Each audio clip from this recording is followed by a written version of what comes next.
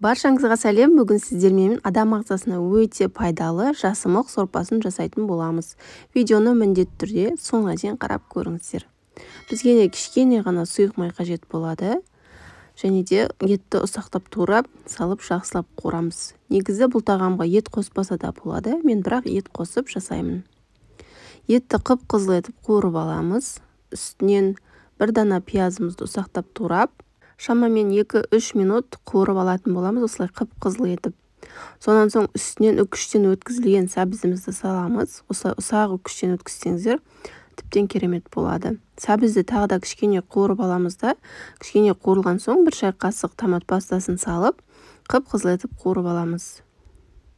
Және де осының үстінен бөлме температурасындағы суымызды құямыз. Шамамен мен 2 литрден кішкене асықтау етіп құйып шықтым.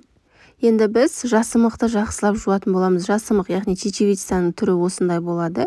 Шамамен кіші кесемен 2 кеседей өлшеп салған, көз мөлшермен салдым. Шамамен 2 кесемен өлшеп салсаңыздар болады. Оны жақсылап жуып аламыз. Бізде осыны әппақ су шығады. Мөлдір су болғанға дейін жақсылап жууларыңыз қажет. Мен шамамен 4-5 рет жуып шықтым. Бұл жасымық сорпасы өте дәмді, мен өзім өте қатты жақсы көремін. Сіздерге жасап көруге кеңес беремін. Енді жасымықты қазанымызға салып, қайнағанға дейін қақпағын жауып қоямыз.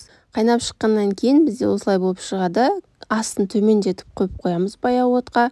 Және де дәміне қарай тұз салып, жақсылап араластырып, тағы да баяу отта шамамен 1 сағаттай қайнаттым. Негізі ет қоспасаңыздар жарты сағаттың ішінде дайын болады. Өте тез піседі. Мен еті болғандықтан баяу отта 1 сағаттай қайнаттым. Қараңыздар, бізде осылай болып шықты. Енді дәл осы ыссы күйінше блендермен жақсылап 1 келкі болғанша езіп алатын боламыз. Сонда бізде кәдімгідей суп пюре болып шығады.